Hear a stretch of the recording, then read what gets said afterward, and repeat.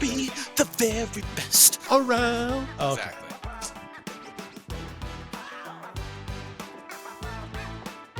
Hello and welcome to Ruggles Round Up. This is the portion of Elevated Mission podcast where we talk about really all things football. We like to say sports, but until football season's over with, we're just going to talk football, and more football. Maybe we'll talk a little bit of college, but because of the timing of the recording of this, there's not a ton we can talk about with football because you guys are going to know results that we don't know.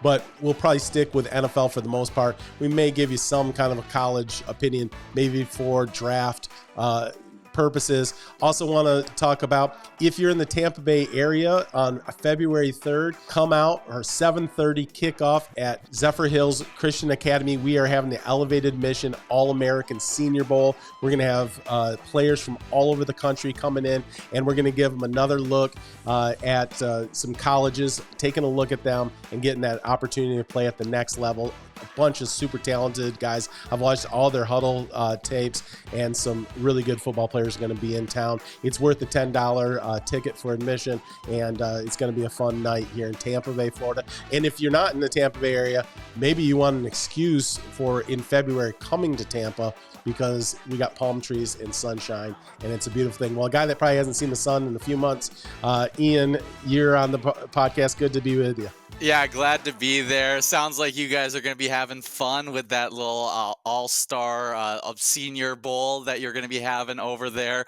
Should be a good time. That's such a great opportunity for kids to be able to show off their talents. And it's always super fun to watch one of those all-star bowls because it's always offensive showcase, QBs scrambling all around, trick plays up the wazoo. It's always a great time as people are breaking off 80-yard runs. Those are some of the more fun games to go watch. There's no sound defense in it, and it's a great time. Absolutely. Well, you get two practices to install your offense and your defense, and then we don't allow blitzing or anything from the defensive side. So it's usually an offensive showcase, but you do get to see some defensive talent as well. And there can be some picks in those games, and then some of these really good DBs with some, some 4-4 40 times taken off. Well, it's a hard time for that quarterback to run that guy down to make sure it's not a pick six. So it's going to be a fun game, and we'll see where it all goes. But let's go to the NFL here and talk a little bit about I think it's, at least at the time as we're recording this, it seems pretty obvious that Lamar Jackson is the MVP of the NFL this year. I mean, dude is destroying single-handedly other teams at this point in the season. And I just don't think that they can fall short in the playoffs this year. If Lamar Jackson and the Ravens fall short in the playoffs this year, I don't know, can they ever do it? This is the best Ravens team I've seen.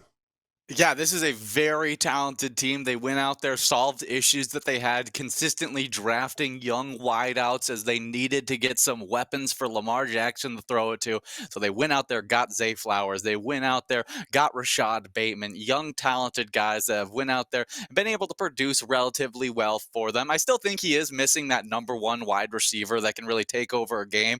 But I don't even know if Lamar Jackson's game really tends to have a number one wideout, as it kind of is just such a spread attack. It kind of reminds me if a Shanahan was running with Lamar Jackson, as it just spread the ball, spread the wealth around to a lot of different targets. He loves his tight ends. That's usually his number one wideout. But with Mark Andrews out, it's been kind of a Isaiah Likely mixing in a bunch of different receiving threats. And so there is some room to grow for this Ravens team. But like you said, at the peak of playing as a running quarterback for Lamar Jackson, that has developed into having the ability to use his passing ability to win football games, and now it is just icing that is his running ability, which is a very nice place to be with Lamar Jackson. We'd always seen that with other guys, and the reason why you always hesitated on Lamar Jackson was the running ability was a little bit too much of the cake, and you want it to be the icing on the cake. And so he's finally got it to that point where he can fill an entire game with just passing, and he can only run the ball 3 times in a game and they'll still win matchups. Absolutely. And if we were doing a power ranking in the NFL, at the time of this recording of this podcast, I feel like it's the Ravens and the 49ers and everybody else. You can mix whatever order you want: Bills, Lions, Cowboys, Dolphins, like whatever you want in that order of those other teams that are kind of make up that other seven if you're doing a top 10. But it's Ravens and 49ers at this point right now.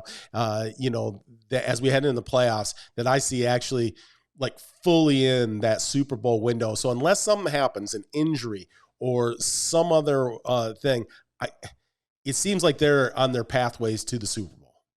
Yeah, it feels that way. I definitely that the talent on that Ravens team, the defense, that linebacker crew that they put out there is second to none. You got Patrick Queen, Roquan Smith, and when they walk Kyle Hamilton down as that safety tweener, as he's that big-bodied safety, he can play that kind of mix of outside linebacker, safety, slot coverage guy that can go and lock up your favorite tight end. And they have a dynamic coverage crew when it comes to linebackers. And then they got Marlon Humphreys. They got other guys that are out there defensively. That Ravens team is one of my favorite teams to watch as they fly around. John Harbaugh always puts together a well-equipped defense that plays really sound football. And so I think this Ravens team defensively is going to be really hard to stop. And then with the run threat of Lamar Jackson being able to dominate time of possession, and then also now being able to complete at a high percentage, and you're not going to see those getting into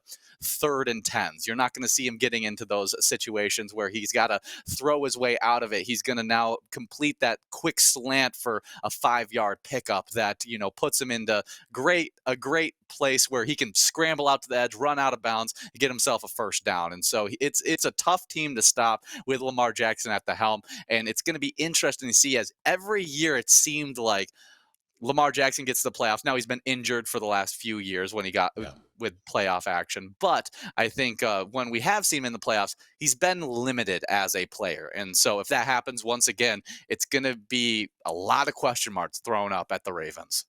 Yeah, no doubt. I mean, right now he doesn't look like he's been really nicked up or banged up much at all this year. It's the perfect opportunity, and I hope it stays that way. Whether they win the Super Bowl, they get to the Super Bowl, whatever, but we see a fully healthy Lamar Jackson and what he can do in a playoff situation when he is Lamar Jackson to his fullest. Can anybody out there actually stop him when he's playing his top level football? And then I love Harbaugh, right? I mean, one of the longest tenures at an NFL team, maybe the longest. I'd have to double check that. But the Harbaugh brothers, both of them, right? Jim and John, they just always bring toughness, to their character of their teams. Like, Dan Campbell's kind of this guy too at the Detroit Lions, but they just bring a sense of toughness that's part of their game plan. There's manalytics involved, not just analytics.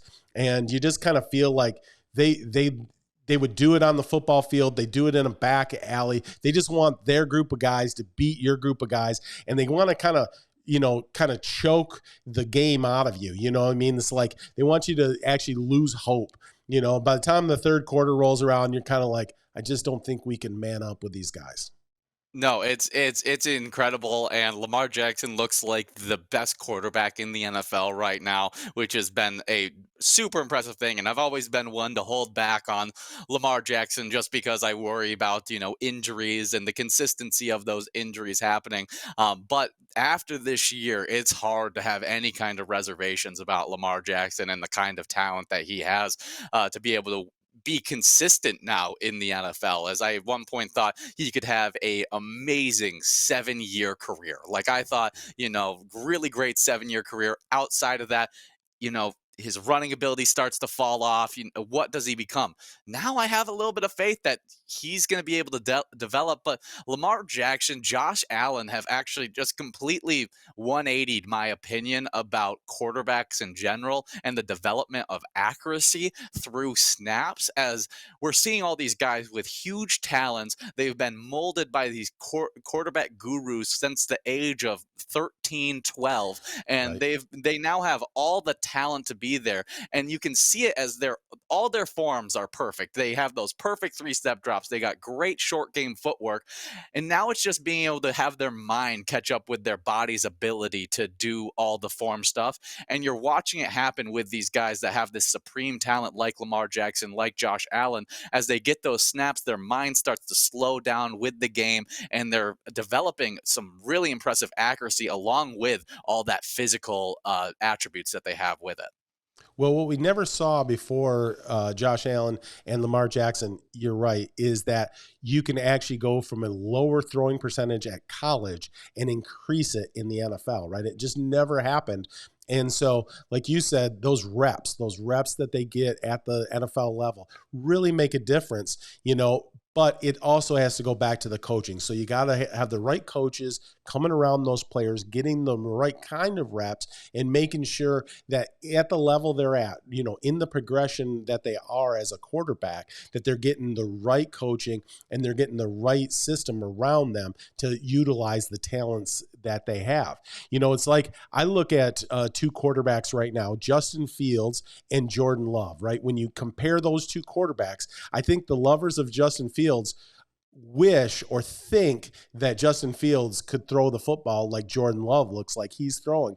But he's also in a completely different system, has completely different opportunities, has a different protection scheme in front of him and all those things. And I think you see that as, how that you develop a quarterback. And the Packers obviously have a well-developed system that looks like they're going to do it for a third time in a row, as Jordan Love has really come on throughout the progression of the season to be, playing really good football right now in Green Bay, which, with our love for the Packers, I know it's disheartening for both of us. Yeah, I think that one of the biggest issues with developing their quarterback, the difference between the Ravens and the Bears, which they both have supremely talented athletes at their quarterback position, was that the Ravens went and said, we're going to invest in defense. We're going to invest in an offensive line, making this Yeah. run game elite. And then we're going to have those wide receivers be second. And now that's come to haunt them in years where they haven't been able to make it over that playoff hump.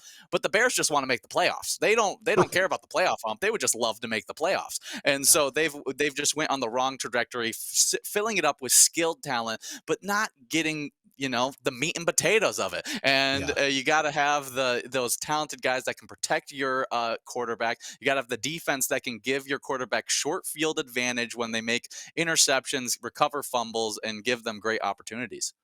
Well, as we're talking about all these teams, let's talk a little bit about what the parity that we're seeing in the NFL as we're coming into the playoffs. We have seen teams throughout this regular season where they were definitely not going to make the playoffs. They look like teams that couldn't make playoffs. Then they're in the race. Then they're back out. Teams floating in and out of being able to be playoff teams much more fluidly than I remember seeing anytime recently. And it just seems like it doesn't equal necessarily great play, but there's a lot of equality throughout these different 32 teams, with only a couple of teams really, like, you just don't feel are competitive on a week in and week out basis. Like, any team really can beat any team out there. Yeah, I think one of the biggest things is the draft. I think that teams have gotten significantly better at scouting players over the last 10 years. I think that with analytics, PFF does a huge thing on all those analytic numbers. And I think they've been a huge contributing factor to, pushing this sense of, parity with everybody being parallel with each other in their actions and drafting the same things. And I almost think that it's almost a benefit for teams to kind of maybe not go outside of the mold completely, but a little bit outside the mold, because you watch the success in the draft for the Lions, who didn't necessarily go with the same draft mold as everybody else. They went and took a running back high. They took a linebacker high. They took a third tight end off the board, and it's all worked out for them through the draft. All of them seem to be drafted too high. They let a few guys that had dropped to them that were, high talent football guys, and it's all worked out. So maybe going against the grain every once in a while, like the Lions did in the draft, can work out. But like you said, every team is competitive. I think a lot due to the draft, but also just due to player development and a lot of just question marks at the quarterback position. All the amazing quarterbacks are young and or old and aging out of the league. It doesn't feel there's like three quarterbacks that are exactly in their prime, which is like Patrick Mahomes, Josh Allen, and Lamar Jackson. And then all the rest of them are kind of either going out or coming in to their prime. And so it's a fun time to watch the NFL. For sure. I think we get a little more sloppy play right now in the current NFL than maybe we've seen in the past few years. But the explosion of talent and some of the new offenses that are happening is really exciting to watch. It's kind of the excitement that we get out of the college game.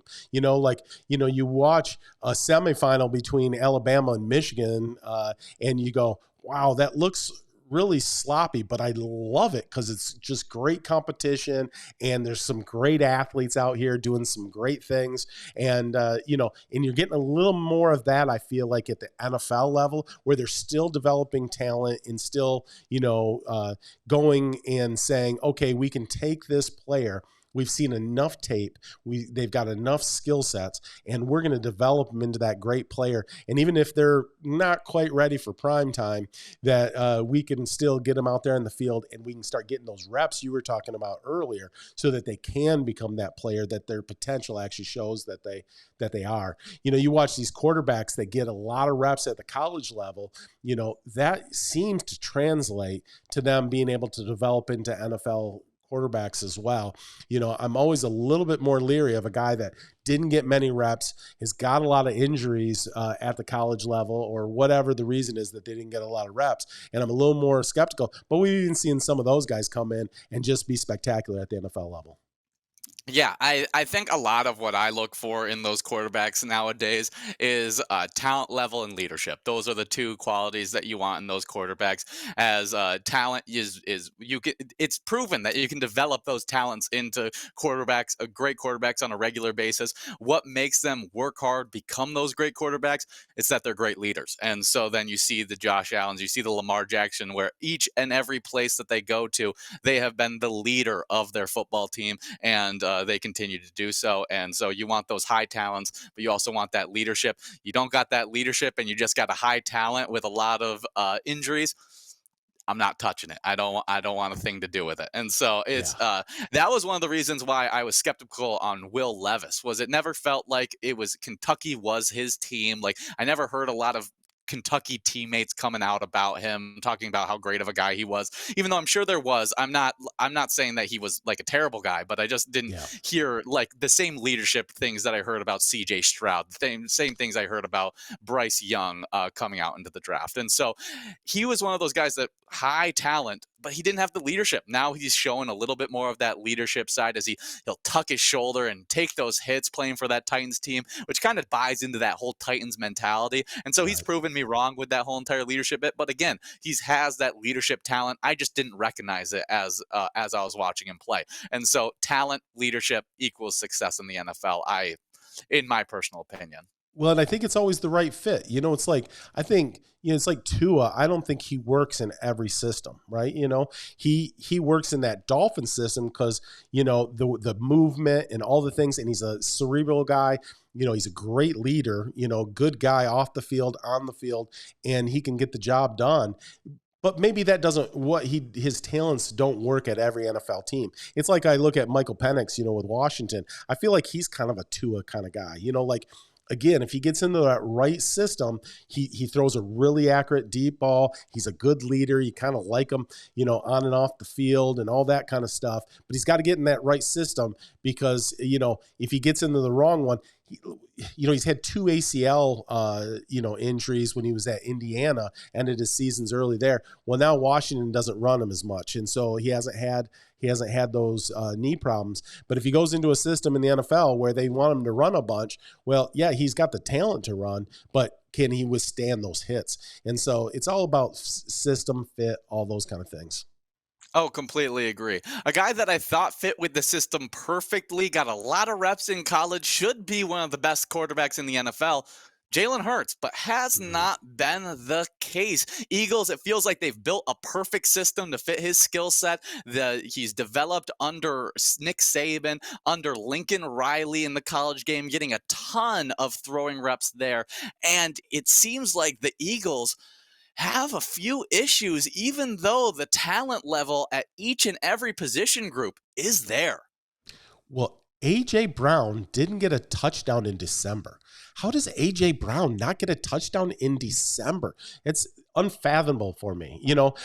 I mean, I'm targeting that guy. I'm figuring out a way to get that guy in the end zone. He's super talented. What he did for the Eagles last year, was amazing. And then, we see the ramifications of if you're a team that has a great OC and that OC leaves, can you rebound from the loss of your OC? We're such an offensive driven league. I thought they would figure it out as the season went along.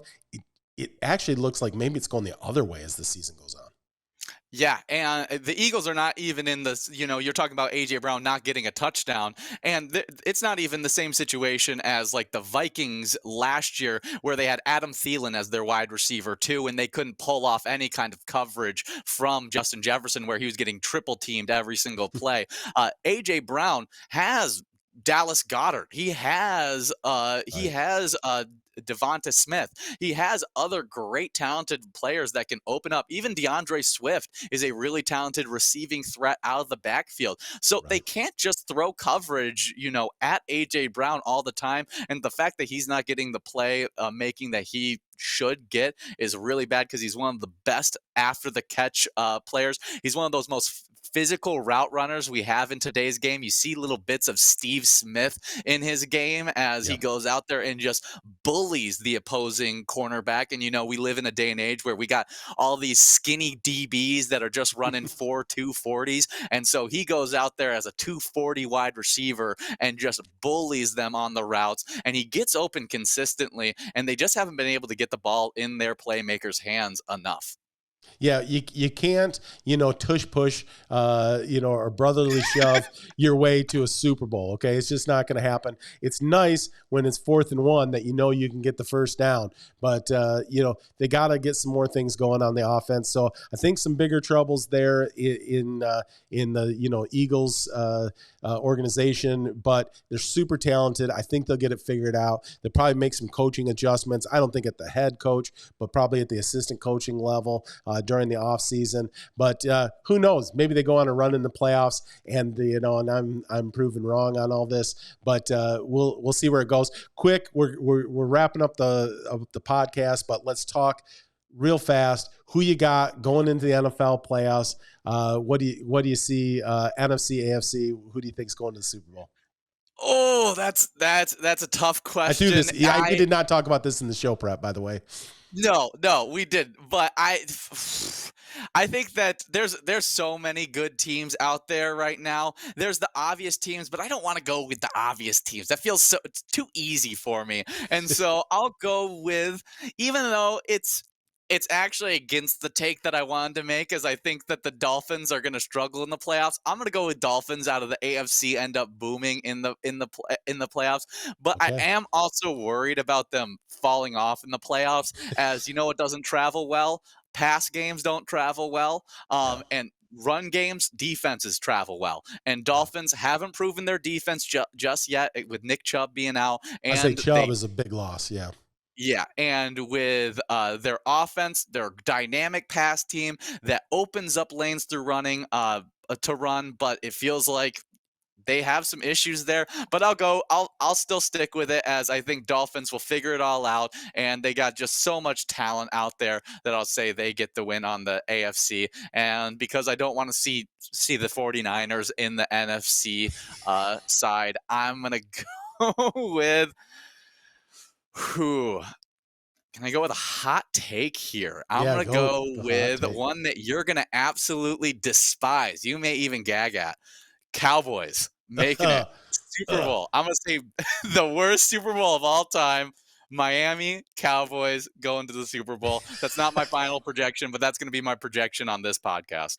There you go. I actually, while you were talking about the Dolphins, I thought Cowboys, they are this. Both teams fit the narrative for recent Super Bowl champions, and that is big explosive wins during the regular season, even if they've had some bad losses.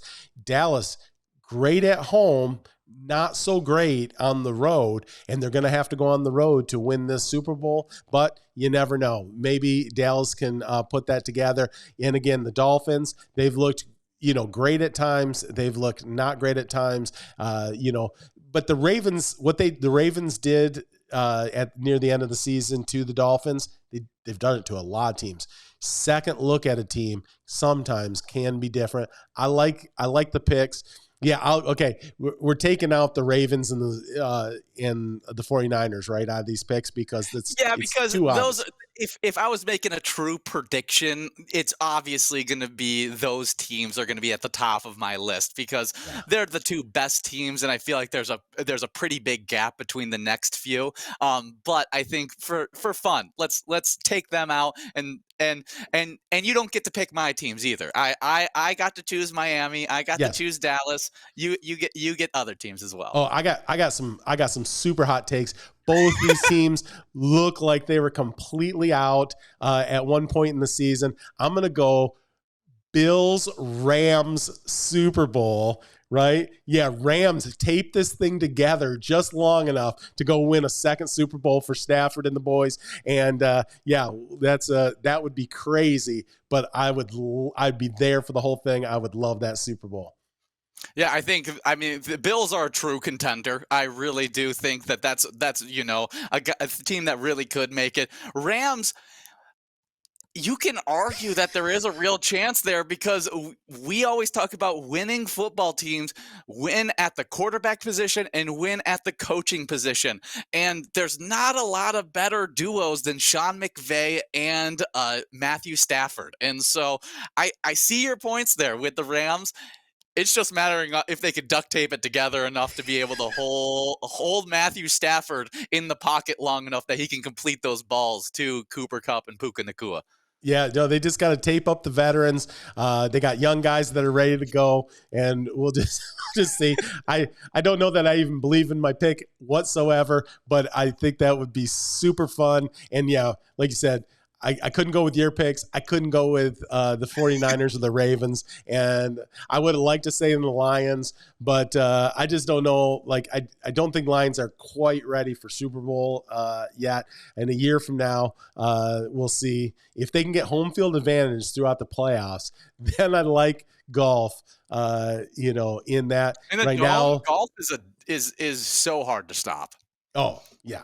No, at home or in a dome in general, I like golf, but, I don't think that's going to happen this year. So I want to thank you guys for coming and watching the podcast. And, we love doing this. We have a great time talking to you guys. Make sure you hit the like, hit the subscribe. It's here at the Elevated Mission podcast on YouTube and Ruggles Round Up. And we're awesome to talk to you again. And we'll see where all this lands up. We're recording this about a week and a half before the broadcast. So you guys got answers to things that are still questions in our minds right now, but super excited to see where this NFL playoffs go and talk to you guys real soon.